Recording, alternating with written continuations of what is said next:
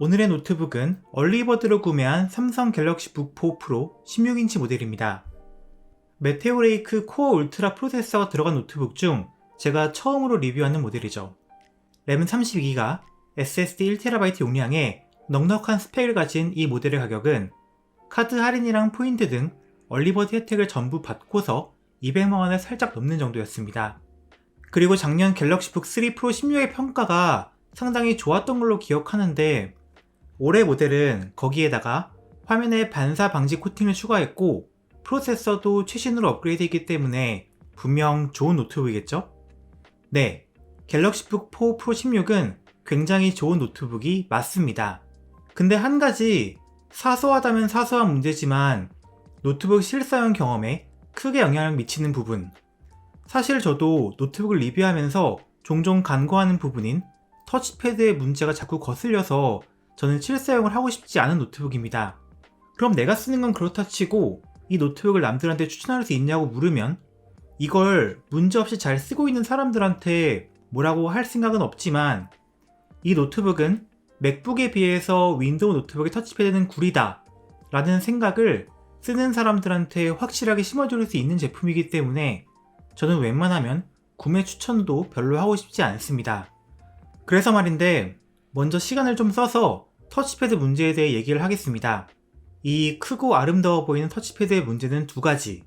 손가락의 미세한 움직임을 인식하지 못한다는 것과 팜 리젝션이 잘 안된다는 점입니다. 둘 다 하드웨어의 문제라기보다 소프트웨어 쪽 문제가 아닐까 싶은데 구형 노트북이나 싸구려 노트북에서란 모를까 2020년 이후에 고급형 윈도우 노트북에서는 거의 보지 못한 문제입니다. 혹시 내 제품에서만 그런 문제 생기는 거 아닐까? 나만 민감하게 반응하는 거 아닐까? 하고 걱정했는데 저번에 올린 영상에서 많은 분들이 갤럭시 북의 터치패드 문제에 공감해 주셨습니다. 손가락의 미세한 움직임을 인식하지 못한다는 문제는 터치패드 위에 손가락을 올리고 작은 원을 그려보면 알 수 있습니다. 제피러스 M16에서는 손가락의 움직임대로 커서가 작은 원을 그리면서 움직이지만 갤럭시 북 16에서는 커서가 렉이 걸린 것처럼 떨리기만 할 겁니다. 이 결과 터치패드로 세세한 작업을 하기가 어려워져서 예를 들어 모서리를 맞춰서 부분 화면 캡처를 한다든지 수치를 조절하는 슬라이더를 조작해서 정확한 숫자를 맞춘다든지 하는 작업들을 터치패드로 하기가 불편합니다. 다음으로 터치패드의 팜 리젝션 문제인데요. 얘가 터치패드의 면적이 매우 커서 사용하다 보면 필연적으로 손바닥이 터치패드에 쉽게 닿게 되는데 갤럭시 북 4 프로 16의 터치패드 모서리는 윈도우 노트북들 중에서도 팜 리젝션에 취약한 편이라 터치패드 오작동이 자주 발생합니다. 제가 메인으로 사용하는 제피러스 M16의 터치패드는 팜 리젝션 오작동을 일부러 만들어 보려고 해도 생기지 않았고 평소에 터치패드 오작동 같은 건 신경 써본 적도 없는데 말이죠. 제가 지금 집에 가지고 있는 노트북들을 전부 테스트해 봤거든요. 그 중에서 손가락의 미세한 움직임을 인식하지 못한 노트북은 제가 2018년에 구매했던 요가 C930 하나였으며 팜 리젝션이 잘 안되는 노트북은 스위프트 엣지와 플로우 X13 두 개였습니다. 그러니까 갤럭시 북 4 프로 16의 문제점이 아주 특이한 건 아니지만 그냥 구린 터치패드 드라이버를 사용하고 있다고 봐야 할 것 같습니다. 그리고 갤럭시 북 4 프로 14인치 모델은 16인치 모델과는 또 다르게 터치패드 커서의 가속도 문제, 그러니까 커서가 둥둥 떠다니는 듯한 현상이 확인된다고 합니다. 이건 작년과 동일한 문제고요.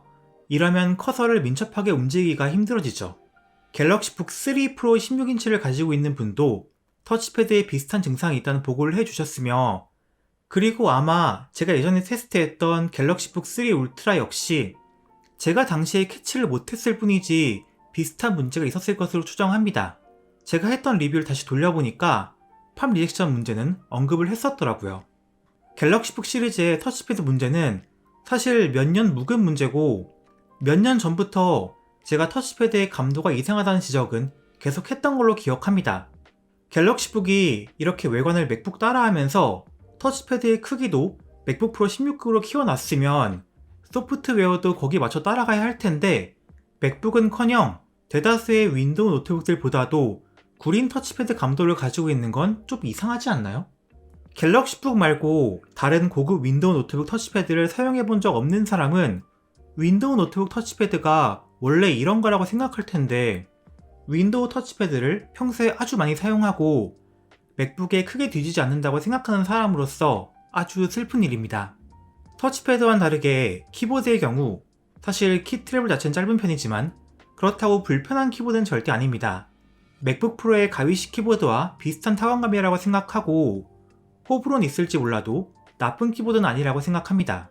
노트북의 디자인은 색상과 디스플레이의 반사방지 처리 이외에는 작년 갤럭시북 3 프로와 동일하며 통 알루미늄 재질의 심플하고 깔끔한 디자인입니다. 색상은 문스톤 그레이와 플래티넘 실버 중 선택할 수 있고 저는 실버로 구매했습니다. 만듦새는 굉장히 단단하고 유격을 찾아보기 어려운데 유격이 얼마나 없는지 합판의 나사를 전부 제거해도 합판과 바디 사이에 틈이 거의 생기지 않아 합판에 손상 없이 합판을 여는 건 굉장히 어려워 보입니다. 그래서 굳이 열어보진 않겠습니다. SSD 업그레이드는 삼성 서비스 센터를 이용하시면 좋겠네요. 노트북의 무게는 정확히 1.56kg으로 스펙대로입니다. 작년 모델의 경우 실측 무게가 1.53kg 정도였다고 하니까 실제 무게는 정말 살짝 증가했습니다. 노트북의 포트는 좌측에 HDMI 2.1, 썬더볼트 4 포트 2개가 있으며 우측에 USB-A 포트 1개와 마이크로 SD카드 슬롯이 있습니다. 작년에 HDMI 버전 1.4를 넣고 욕을 먹어서 그랬는지 이번에는 2.1로 업그레이드를 해줬네요. 디스플레이는 스펙상으로는 작년과 동일한 2.8K 해상도 120Hz 주사율의 OLED 디스플레이를 사용하고 있으며 거기에 올해는 터치 기능 추가와 반사방지 코팅 추가가 들어왔습니다. 터치 기능은 괜히 전력 사용 늘린다고 싫어하는 사람도 있긴 한데 솔직히 저는 터치 기능을 좋아하는 편입니다. 예를 들어 PC 카톡 알림을 바로바로 터치해서 확인한다든가 하는 몇몇 상황에서는 유용하기도 하고요. 그리고 반사방지 코팅은 아주 깔끔하게 잘 되어 있어서 작년 모델보다 디스플레이에 대한 만족감은 훨씬 큽니다. 측정치상 색 영역은 DCI P3 100%를 만족하며 밝기는 약 400니트, OLED니까 대비값은 무한대, 그리고 색 정확도도 매우 높은 좋은 디스플레이입니다. 디스플레이의 모서리를 라운딩 처리하는 건 솔직히 잘 이해가 가지 않지만 기능적으로 큰 문제가 있냐 하면 그건 아니라고 생각합니다. 스피커는 2개의 트위터, 2개의 우퍼에서 쿼드 스피커 구성을 하고 있습니다. 그리고 사운드 품질 역시 맥북 프로에 비할 바는 아니긴 하지만 꽤 좋은 편입니다. 제가 작년 갤럭시북 프로 14인치 모델의 스피커 퀄리티에는 많이 실망을 했었고 올해도 리뷰 나오는 걸 보니까 14인치 모델의 스피커 개선은 딱히 없어 보이던데 14인치랑 16인치 모델의 스피커는 차이가 꽤 있습니다.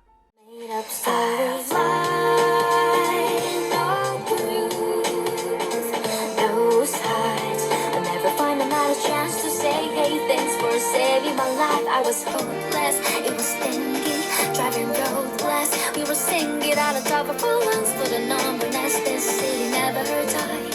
I said goodbye to the soul, and then somehow there was romance in the soft haze with the no chance and the slight needs, but it's held hands for the night gates. We were so fast to the scope. 다음은 성능에 대해서 얘기를 할 차례입니다.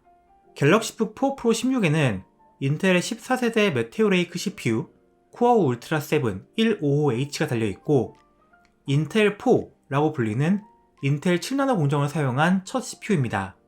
그리고 내장 GPU도 3세대 만에 큰 업그레이드를 받아서 TSMC 5나노 공정을 사용해서 만들어진 8코어 아크 그래픽이 탑재됩니다.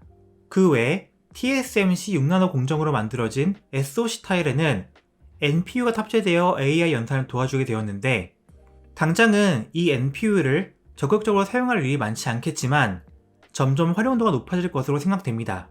그런데 성능 벤치마크를 보여드리기 전에 먼저 꼭 말씀드려야 할 게 있습니다. 이 노트북은 벤치마크 결과와 관계없이 평상시, 특히 배터리로 사용할 경우 노트북이 버벅거리는 경우가 잦습니다.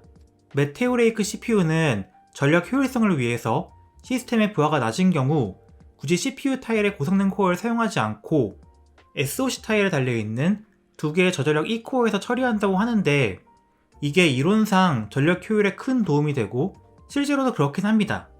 그런데 그 탓인지 배터리를 사용할 때는 유튜브에서 4K 영상만 틀어놔도 재생이 중간중간 버벅거리는 게 눈에 띕니다.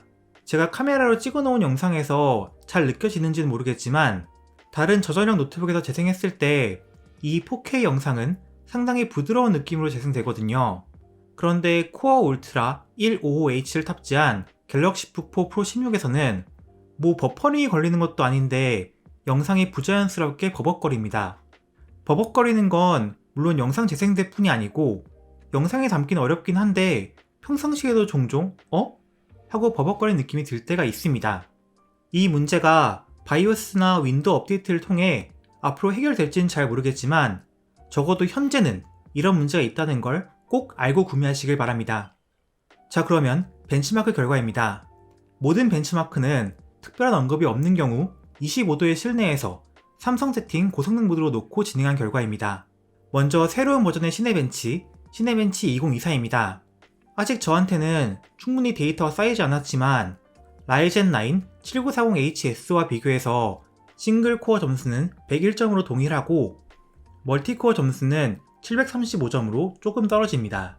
시네벤치 R23에서도 확인해보면 7840U나 전세대 인텔 13세대 CPU와 싱글코어 점수는 거의 비슷하며 멀티코어 점수는 작년 갤럭시북 3 프로보다는 훨씬 더 높아졌지만 라이젠 7 7840U에는 미치지 못합니다.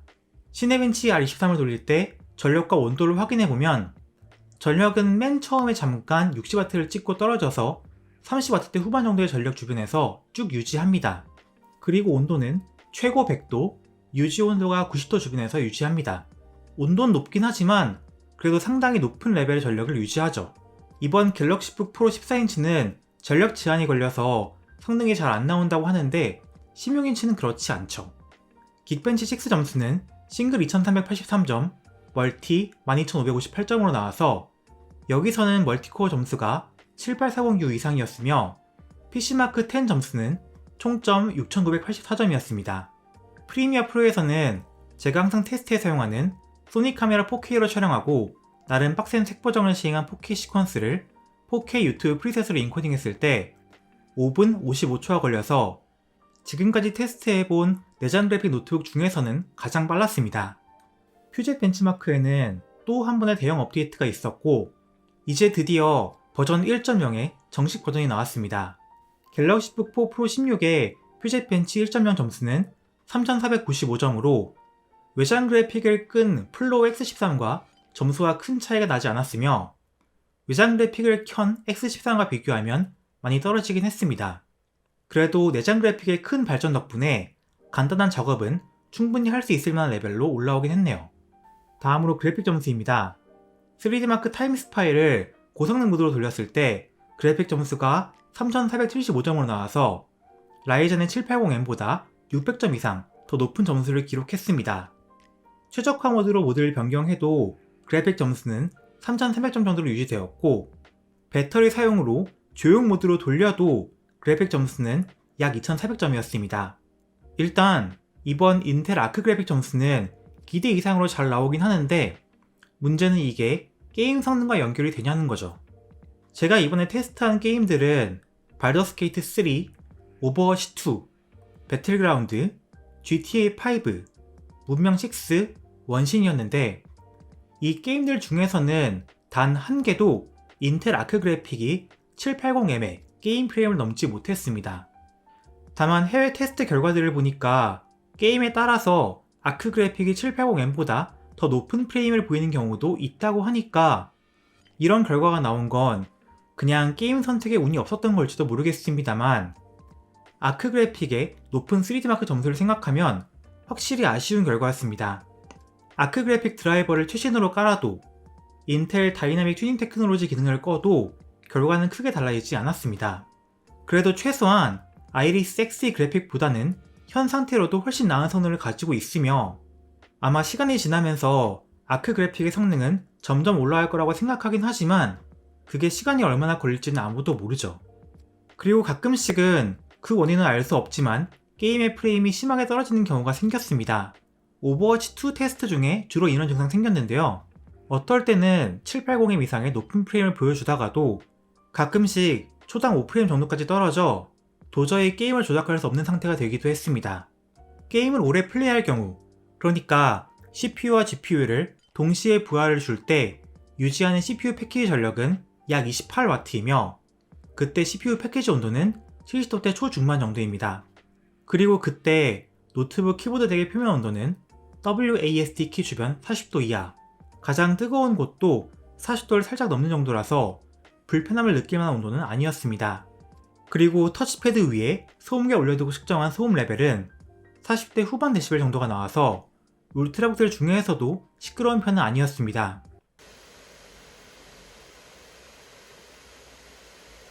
최적화 모드 이하로 성능 모드를 설정하면 평상시 팬도 별로 돌지 않는 편이라 갤럭시 북4 프로 16은 소음, 발열 측면에서 좋은 편이었습니다. 배터리 용량은 76Wh이며 화면 밝기 100%로 유튜브 라이브 아카이브를 연속해서 재생했을 때 배터리는 9시간 50분으로 10시간 가까이 버텨줘서 상당히 긴 배터리 타임을 보여줬습니다. 메테오 레이크는 사용 시나리오에 따라 다르긴 하지만 낮은 부하 시에는 전 세대 인텔 프로세서에 비해서 확실히 더 효율적이 됐습니다. 그리고 마지막으로 짚어야 할 게 삼성의 소프트웨어 생태계입니다. 갤럭시 기기 간의 퀵쉐어, 클립보드 공유, 세컨드 스크린, 멀티 컨트롤 등의 편의 기능은 사실 윈도우 기본 휴대폰과 연결 앱이나 다른 서드파티 앱 등을 사용해서 비슷한 기능을 쓸 수 있긴 하지만 처음부터 이런 기능들이 컴퓨터에 깔려있는 것과 하나하나 세팅해야 하는 것은 그 편의성이 천차만별이기 때문에 만약 핸드폰과 태블릿을 갤럭시를 쓰고 있다면 실질적으로 굉장히 도움되는 기능들이 많습니다. 예를 들어 세컨드 스크린 기능은 갤럭시 탭 7F 이상의 태블릿이 있어야 한다는 제한이 있지만 다른 무선 화면 연결앱과 비교해서 딜레이도 적고 화질도 볼만합니다. 그리고 이번에 새로 생긴 삼성 스튜디오라는 기본 영상 편집 앱도 있는데 굉장히 기본적인 기능들만 있어서 저는 쓸 일은 없겠지만 4K 영상 출력이 가능한 무료 앱이라는 것 자체가 은근히 찾기 어렵죠. 그럼 결론입니다. 갤럭시 북 4 프로 16의 단점은 크게 두 가지. 터치패드 쪽 문제와 메테오 레이크 CPU의 버벅인 문제, GPU 벤치마크에 비해 게임 성능이 잘 안 나오는 문제입니다. 하지만 역으로 말하면 저 두 가지 문제를 제외하고는 제가 딱히 불만을 말하기 어려운 노트북이며 메테오 레이크 성능 이슈들은 아마 시간이 지나면서 많이 해결될 거라고 봅니다. 그럼 남는 거는 터치패드 문제인데 지금까지 이 갤럭시 4 시리즈의 터치패드 이슈를 크게 문제 삼는 유튜버들이 없었기 때문에 제가 이번에 좀 길게 다뤘습니다. 이건 삼성을 비난하고자 하는 의도는 아니고 이 문제를 어떻게 좀 인지하고 해결해 줬으면 좋겠다는 생각으로 얘기한 거고요. 32기가 램의 넉넉한 메모리 용량, 단단한 알루미늄 바디, 품질 좋고 반사 방지 처리가 된 올레드 디스플레이, 좋은 쿼드 스피커 시스템, 효율적인 쿨링, 몇 가지 문제는 있지만 확실히 업그레이드를 받은 인텔 메테오 레이크 프로세서 등등 장점들이 많은 노트북입니다. 하지만 제가 실사용하고 싶지는 않은 노트북일 뿐이죠. 그럼 도움이 되셨길 바라며 다음에 뵐게요.